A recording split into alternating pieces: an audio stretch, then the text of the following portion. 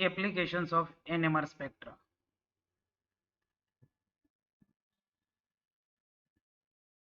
First, the identification of structural isomers. Structural isomers can be easily distinguished by NMR spectroscopy. NMR spectroscopy થી structural isomer easily differentiate કરી શકાય. Structural isomer માં ring chain isomer, functional group isomer, positional isomer આ બધા જ આવી જાય. For example, ethanol અને ડાયમિથાઇલ ઇથર એ એકબીજાના ફંક્શનલ ગ્રુપ આઇસોમર છે.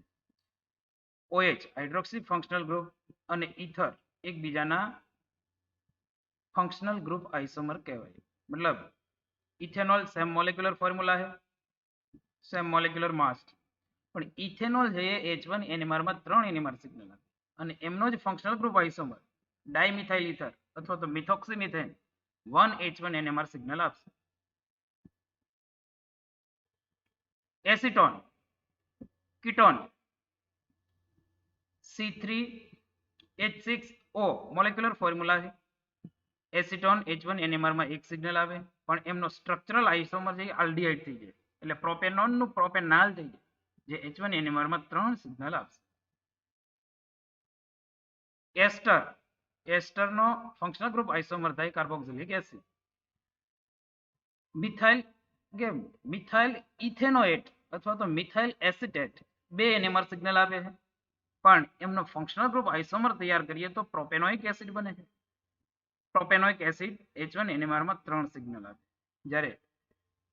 જ્યારે મિથાઇલ મિથેનોએટ H1 NMR માં 2 સિગ્નલ. તો ફંક્શનલ ગ્રુપ આઇસોમર એ સિવાય positional isomer, ring chain isomer બધા જ સ્ટ્રક્ચરલ આઇસોમરને H1 NMR થી ઇઝીલી ડિફરન્શિએટ કરી શકાય.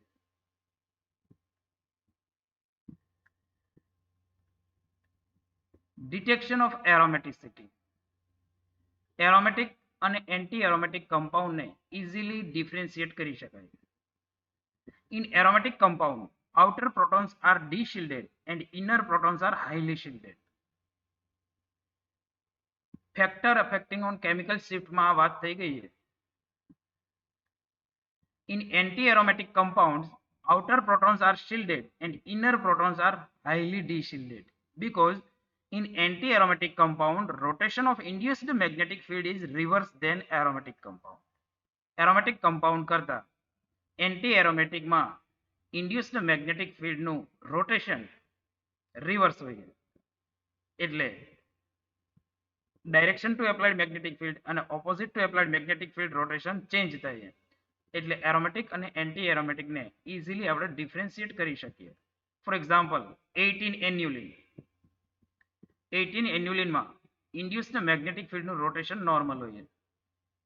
એપ્લાઇડ મેગ્નેટિક નીચે તરફથી એપ્લાય કરીએ તો વચ્ચેના પ્રોટોન પાસે મતલબ સેન્ટરમાં જે ઇનર પ્રોટોન છે 6H એમની પાસે induced magnetic field opposite direction to applied magnetic field છે એટલે ઇનર 6H હાઈલી શિલ્ડેડ હોય અને આઉટર 12H એમની પાસે induced magnetic field direction to applied magnetic field હોય અને direction to applied magnetic field એટલે બહારના 12 પ્રોટોન ડી શિલ્ડેડ હોય એટલે બહારના 12H પ્રોટોન 8.9 ડેલ્ટા ppm છે, ઇનર 6H -1.8 છે.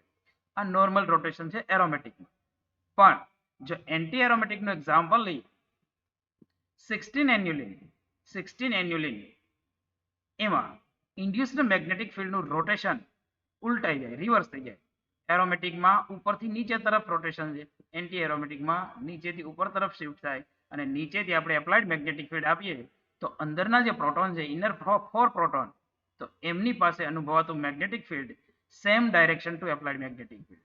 ઇન્ડ્યુસ્ડ મેગ્નેટિક ફિલ્ડ છે એ same direction to applied magnetic field એટલે આ 4 પ્રોટોન ડિશિલ્ડેડ થઈ છે અને આઉટર 12H એમની પાસે induced magnetic field opposite direction to applied magnetic field છે એટલે શિલ્ડેડ પ્રોટોન થઈ એટલે 12 પ્રોટોન 5.4 ડેલ્ટા ppm સમથિંગ છે અને અંદરના 4 પ્રોટોન શિલ્ડેડ છે. અંદરના 4 પ્રોટોન ડી શિલ્ડેડ છે 10.43 ડેલ્ટા ppm સમથિંગ રહી છે. તો એરોમેટિક અને એન્ટી એરોમેટિક H1 NMR થી ડિફરન્શિએટ થઈ શકે છે. NMR માં એરોમેટિક કમ્પાઉન્ડ એમાં ઇન્ડ્યુસ્ડ મેગ્નેટિક ફિલ્ડનું રોટેશન નોર્મલ હોય છે, જ્યારે એન્ટી એરોમેટિકમાં ઇન્ડ્યુસ્ડ મેગ્નેટિક ફિલ્ડનું રોટેશન ઉલટાઈ જાય. Third number, detection of hydrogen bond. Hydrogen bond intermolecular છે કે ઇન્ટ્રામોલેક્યુલર છે, આ ઇઝીલી ડિસ્ટિંગ્વિશ થઈ શકે.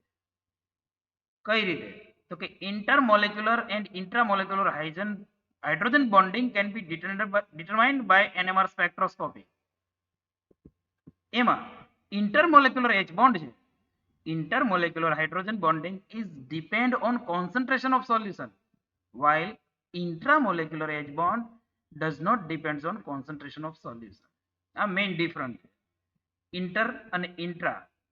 ઇન્ટ્રામોલેક્યુલર એચ બોન્ડ છે એ એક જ મોલેક્યુલમાં હોય છે અને ઇન્ટરમોલેક્યુલર એચ બોન્ડ છે એ અલગ અલગ બે મોલેક્યુલ હોય છે. તો જે ઇન્ટ્રામોલેક્યુલર એક જ બોન્ડમાં છે એ કોન્સન્ટ્રેશન ઉપર આધારિત નથી, જ્યારે ઇન્ટરમોલેક્યુલર એચ બોન્ડ છે એ કોન્સન્ટ્રેશન ઉપર ડિપેન્ડેડ છે. આમનું ડાયલ્યુશન કર્યા જાઓ તો ઇન્ટરમોલેક્યુલર એચ બોન્ડ વીક થતો જાય, એટલે ડેલ્ટા પીપીએમ વેલ્યુ પણ ઘટતી જાય સાથે પ્રોટોન શિલ્ડેડ થતો જાય. ફોર એક્ઝામ્પલ ઓર્થોક્લોરોફિનોલ એને ડાયલ્યુશન આપો તો એના એનએમઆર સ્પેક્ટ્રા પર કોઈ પણ પ્રકારની ઇફેક્ટ ન થાય. No effect on dilution on delta ppm, chemical shift પર ઇફેક્ટ ન થાય. પણ ઇન્ટરમોલેક્યુલર એચ બોન્ડ છે એવું પેરાક્લોરોફિનોલ, તો on ડાયલ્યુશન delta ppm decrease because of H bond becomes more and more weaker. H bond weak થતો જાય તો કેમિકલ શિફ્ટ ડિક્રીઝ થતી જાય, કેમિકલ શિફ્ટ ઘટતી જાય અને ઇન્ફાઇનાઇટ ડાયલ્યુશને ઇન્ટરમોલેક્યુલર એચ બોન્ડ ફ્રી થઈ જાય, એટલે કે OH છે એમનું નેચર ફ્રી થઈ જાય, એટલે ફ્રી OH નું સિગ્નલ આવે 4.4 ડેલ્ટા પીપીએમ. તો ઇન્ટર અને ઇન્ટ્રા બંને હાઇડ્રોજન બોન્ડ ડિટેક્ટ થઈ શકે H1Na માં. Next, differentiate cis and trans isomers. Cis અને ટ્રાન્સ આઇસોમર H1Na માંથી ઇઝીલી ડિફરન્શિએટ થઈ શકે. Cis and trans isomers are distinguished by PMR spectroscopy because of that have different values of chemical shift, different values of coupling constant. मतलब cis અને trans isomer માં coupling constant ની value અલગ અલગ હોય. cis isomer અને trans isomer H1Na માંથી clearly differentiate થાય. જેમનું રીઝન તો કે ટ્રાન્સ આઇસોમર છે અને ટ્રાન્સમાં બંને પ્રોટોન નોન ઇક્વિવેલન્ટ છે તો એકબીજાનું સ્પ્લિટિંગ કરશે અને સ્પ્લિટિંગનું જે ડિસ્ટન્સ છે એટલે કે કપલિંગ કોન્સ્ટન્ટ 12 to 8 હર્ટ્ઝ અથવા તો 12 to 18 12 થી લઈને 18 સાયકલ પર સેકન્ડ. સિસ આઇસોમર છે તો 6 to 12 CPS સાયકલ પર સેકન્ડ આટલી વેલ્યુ રહેશે. બસ આ બંને જે પ્રોટોન છે સિસ અને ટ્રાન્સના એ નોન ઇક્વાઇવેલન્ટ હોવા જરૂરી, મતલબ એકબીજાનું સ્પ્લિટિંગ કરતા હોવા જરૂરી છે. એકબીજાનું સ્પ્લિટિંગ કરે તો જ એ એમની કપલિંગ કોન્સ્ટન્ટની વેલ્યુ આવે. જો બંને એક્સ અને વાય વેલેન્સી સરખી હોય તો બંને પ્રોટોન સરખા હોય જે એકબીજાનું સ્પ્લિટિંગ ના કરે. પણ નોન ઇક્વાઇવેલન્ટ છે તો એનું કપલિંગ કોન્સ્ટન્ટ આ પ્રકારે રહેશે. For example cinnamic acid, trans cinnamic acid and cis cinnamic acid. Trans cinnamic એસિડમાં કપલિંગ કોન્સ્ટન્ટની વેલ્યુ 15 CPS સમથિંગ હોય છે, એ બી ડબલેટ આવશે. એ જ રીતે સિસ સિનામિક એસિડ તો એમાં coupling constant approximate 9 CPS something છે. તો 9 CPS મતલબ એ સિસ ફોર્મમાં હોય છે બંને હાઇડ્રોજન અને 15 CPS મીન્સ બંને હાઇડ્રોજનની પોઝિશન ટ્રાન્સ હશે. તો આ રીતે સિસ અને ટ્રાન્સ આઇસોમર આપણે ડિફરન્શિએટ કરી શકીએ H1Na માં. Next, detection of partial double bond character. મતલબ ડબલ બોન્ડ ટ્રિપલ બોન્ડ તરફ જાય છે કે સિંગલ બોન્ડ તરફ જાય છે એ પાર્શિયલ કેરેક્ટર પણ આપણે નક્કી કરી શકીએ. બેસ્ટ એક્ઝામ્પલ છે એમનું DMF, NN dimethyl formamide. In DMF the hindered rotation about CN bond is present because it has partial double bond character via resonance. Via resonance partial double bond character है. जो structure dimethyl फॉर्मेमाइड એમાં nitrogen ઉપર lone pair છે જે કાર્બોનાઇલ carbon ઉપર lone pair donate કરે અને charge oxygen ઉપર આવે એટલે રેઝોનેટિંગ એક સ્ટ્રક્ચર તૈયાર થાય. વિધાઉટ રેઝોનેટિંગ સ્ટ્રક્ચર જુઓ તો H1 NMR માં એ બે સિગ્નલ આપે, બંને મિથાઇલ ભેગા થઈ કોમન એક સિગ્નલ અને હાઇડ્રોજનનું એક, એટલે બે જ સિગ્નલ થઈ શકે. પણ રેઝોનેટિંગ ફોર્મ ડ્રો કરીએ તો હવે બંને મિથાઇલ છે એ બંને મિથાઇલ નોન ઇક્વાવેલન્ટ થઈ. કારણ કે એક મિથાઇલ એવો છે કે જેની બાજુમાં ઓક્સિજન છે અને એક મિથાઇલની બાજુમાં હાઇડ્રોજન છે. તો બંને મિથાઇલ અલગ અલગ થાય અને બંને મિથાઇલ અલગ થાય એનો મતલબ કાર્બન અને નાઇટ્રોજન વચ્ચે પાર્શિયલ ડબલ બોન્ડ કેરેક્ટર છે, તો જ એ બંને અલગ થાય. અને ડીએમએફ ના બંને મિથાઇલ અલગ અલગ સિગ્નલ આપે. એનો હાઇડ્રોજનનો જે કાર્બોનાઇલ આલ્ડિહાઇડ ફોર્માઇલ ગ્રુપનો હાઇડ્રોજન છે 8.10 ડેલ્ટા ppm છે અને બંને મિથાઇલ એક 2.8 અને 2.95 ડેલ્ટા ppm સિગ્નલ આપે. તો ડીએમએફ ડાયમિથાઇલ ફોર્મેમાઇડ H1 NMR માં 3 સિગ્નલ આપે નહીં કે 2. એનું રીઝન તો કે એમાં partial double bond character present છે. કાર્બન અને નાઇટ્રોજન વચ્ચે પાર્શિયલ ડબલ બોન્ડ કેરેક્ટર હોય છે, રેઝોનેટિંગ ફોર્મમાં હોય, એટલે બંને મિથાઇલ અલગ થાય.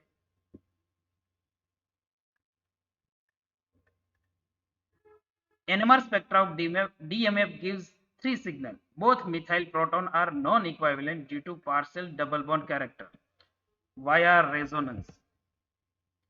Next, keto-enol tautomerism. KET, keto-enol tautomerism. H1 NMR થી keto-enol tautomerism clearly differentiate કરી શકાય. For example, acetyl acetone.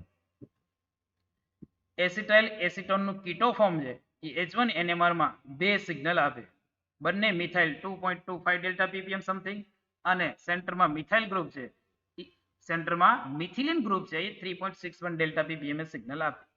પણ એમનું ઇનોલ ફોર્મ લઈ લઈએ તો ઇનોલ ફોર્મ H1 NMR માં 4 સિગ્નલ આપે.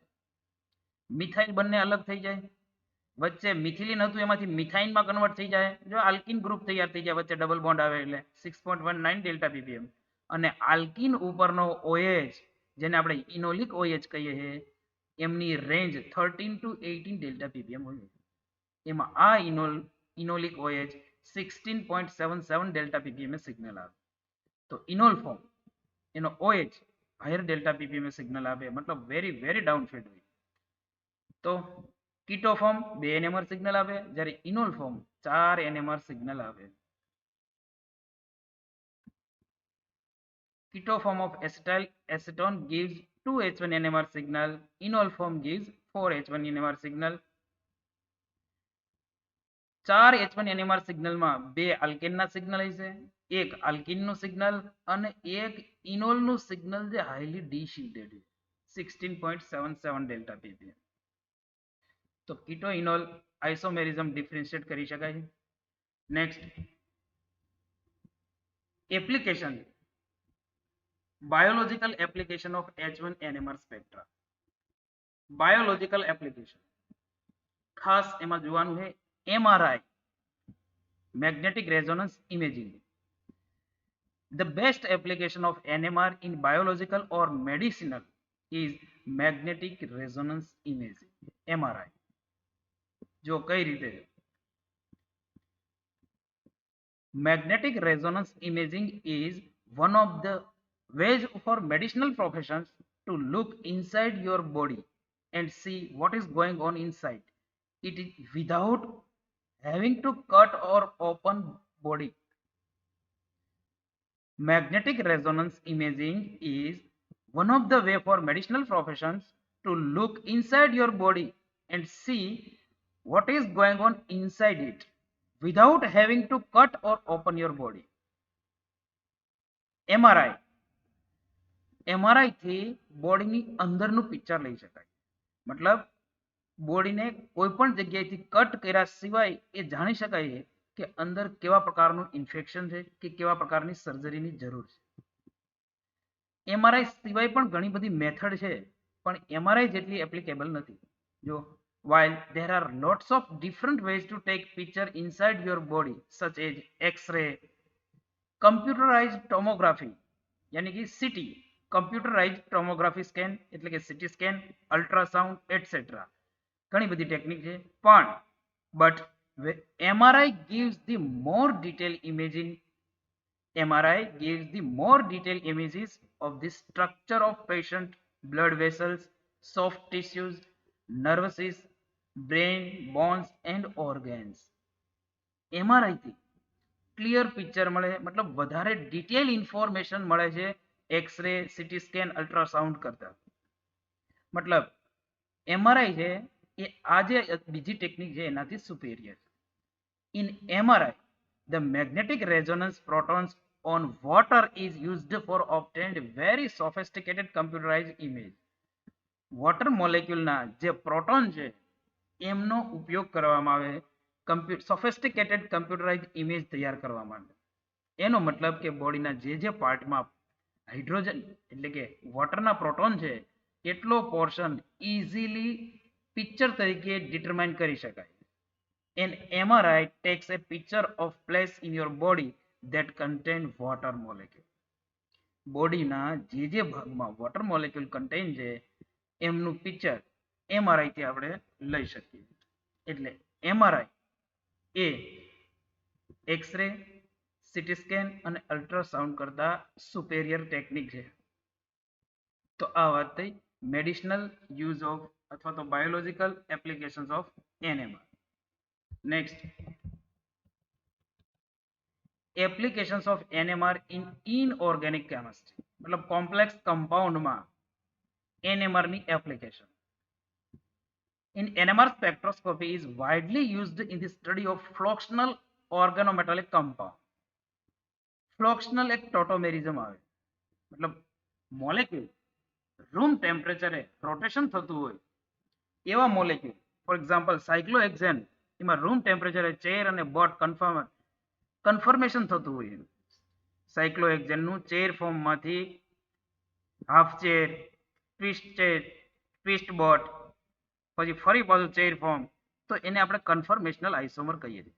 એ જ રીતે ઇનઓર્ગેનિક કોમ્પ્લેક્સમાં અમુક પ્રકારના રોટેશન હોય છે જેને આપણે ફ્લોક્સનલ ટોટોમેરિઝમ કહીએ. તો આ જે ફ્લોક્સનલ આઇસોમેરિઝમ છે એ NMR ની મદદથી ડિફરન્શિએટ કરી શકાય છે, નક્કી કરી શકાય છે. ઓર્ગેનોમેટાલિક કમ્પાઉન્ડમાં આ પ્રકારના આઇસોમેરિઝમ પ્રેઝન્ટ હોય. ફોર એક્ઝામ્પલ C3H5MnCO4 આ ઓર્ગેનોમેટાલિક કમ્પાઉન્ડ છે, મેટલ કાર્બોનિલનો જ પોર્શન છે. જો એમનું ફૂલ સ્ટ્રક્ચર, રૂમ ટેમ્પરેચર અને વેરી લો ટેમ્પરેચરે સિગ્નલ અલગ હોય. MnCO4 અને C3H5 એમાં સેન્ટ્રલ કાર્બન સાથે ટચમાં છે મેટલ આયન, એટલે સેન્ટ્રલ કાર્બનની સાથે ત્રણ કાર્બનના ટચમાં સેન્ટ્રલ મેટલ હોય છે, એટલે Mn છે એમની હેપ્ટિસિટી 3 થઈ જાય. હેપ્ટિસિટીની વેલ્યુ 3, મતલબ ત્રણેય કાર્બનના ટચમાં. અને એમનું સ્ટ્રક્ચર રૂમ ટેમ્પરેચરે છેડાના જે હાઇડ્રોજન છે ચારે ચાર હાઇડ્રોજન એ ઇક્વાઇવેલન્ટ હોય, એટલે એમને આપણે રૂમ ટેમ્પરેચરે ડિફરન્શિએટ ના કરી શકીએ. તો એ ચારેય હાઇડ્રોજનનું એક કોમન સિગ્નલ અને સેન્ટ્રલ કાર્બન છે એમની ઉપરનો પ્રોટોન એમનું બીજું સિગ્નલ, એટલે રૂમ ટેમ્પરેચરે આ મોલેક્યુલ બે NMR સિગ્નલ આપે. પણ આમને જ એટ વેરી લો ટેમ્પરેચરે લઈ જઈએ તો છેડાના બંને હાઇડ્રોજન એ અલગ થાય. શું કામે અલગ થાય? તો રૂમ ટેમ્પરેચરે કાર્બન કાર્બન વચ્ચે ફ્લોક્સનલ ટોટોમેરિઝમ હોય, એટલે બંને હાઇડ્રોજન રોટેટ થતા હોય એને આપણે ઓળખી ના શકીએ, મતલબ ડિટરમાઇન આઈડેન્ટિફાઈ ન કરી શકીએ. પણ વેરી લો ટેમ્પરેચરે આ રોટેશન અટકી જાય બે કાર્બન વચ્ચે, એટલે અહીંયા ડબલ બોન્ડ છે એવું ઇમેજિન કરવાનું થાય. તો આ બંને પ્રોટોન વિનાઇલિક પ્રોટોન થઈ જાય, અને વિનાઇલિક પ્રોટોન અને સામેની વેલેન્સી અલગ હોય તો આ બંને પ્રોટોન અલગ થાય, એટલે A અને B થઈ જાય વેરી લો ટેમ્પરેચરે. વેરી લો ટેમ્પરેચરે આ બંને પ્રોટોન અલગ થાય, મતલબ બંને સાઈડ એ પ્રોટોન અલગ થાય, અંદરના A પ્રોટોન થાય, બહારના B પ્રોટોન થાય. અને C ટાઈપ તો છે જ એક ત્રીજી, એટલે વેરી લો ટેમ્પરેચરે ફ્લોક્સનલ ટોટોમેરિઝમ રેસ્ટ્રિક્ટ થઈ છે, અટકી જાય છે, એટલે A અને B અલગ થઈ, એટલે વેરી લો ટેમ્પરેચરે આ મોલેક્યુલ H1 NMR માં 3 સિગ્નલ આપે.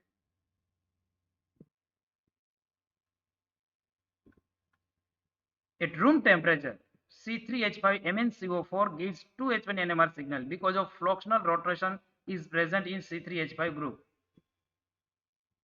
At very low temperature, C3H5MnCO4 gives 3 NMR signal because of fluxional rotation is restricted in C3H5 group. A અને B પ્રોટોન અલગ થાય. તો એ રૂમ ટેમ્પરેચર અને વેરી લો ટેમ્પરેચર એ બંનેનો NMR સ્પેક્ટ્રા અલગ થાય. Next, limitations of H1 NMR spectroscopy. Proton NMR સ્પેક્ટ્રોસ્કોપીની limitation. First, NMR spectroscopy require expensive equipment. ઘણું બધું મોંઘું ઇન્સ્ટ્રુમેન્ટ છે, એક્સપેન્સિવ યાની કે હાઈલી કોસ્ટલી ઇક્વિપમેન્ટ છે. Second number, NMR spectroscopy requires high magnetic field. ઘણા બધા વધારે મેગ્નેટિક ફિલ્ડની જરૂર પડે છે. આપણે આગળ વાત થઈ છે 400 megahertz, 500 megahertz, 800 megahertz. Lower magnetic field પણ હોય છે 60 મેગાહર્ટ્ઝ. પણ ક્લિયર NMR સ્પેક્ટ્રા જોઈતો હોય તો હાયર મેગ્નેટિક ફિલ્ડ વાળા ઇન્સ્ટ્રુમેન્ટ યુઝ થાય છે. It is very difficult to determine of the structure for molecular of higher molecular weight molecule. મતલબ કે જેમનું મોલેક્યુલર માસ ઘણું બધું વધારે છે એવા સ્ટ્રક્ચરને ડિટરમાઇન કરવા ઘણા બધા ડિફિકલ્ટ.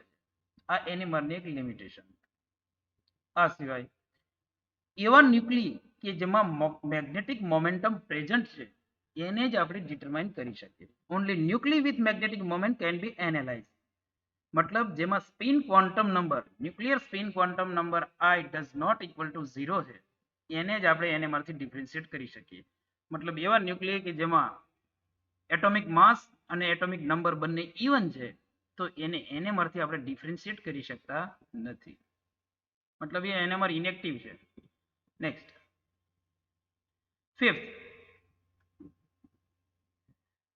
Fifth limitation.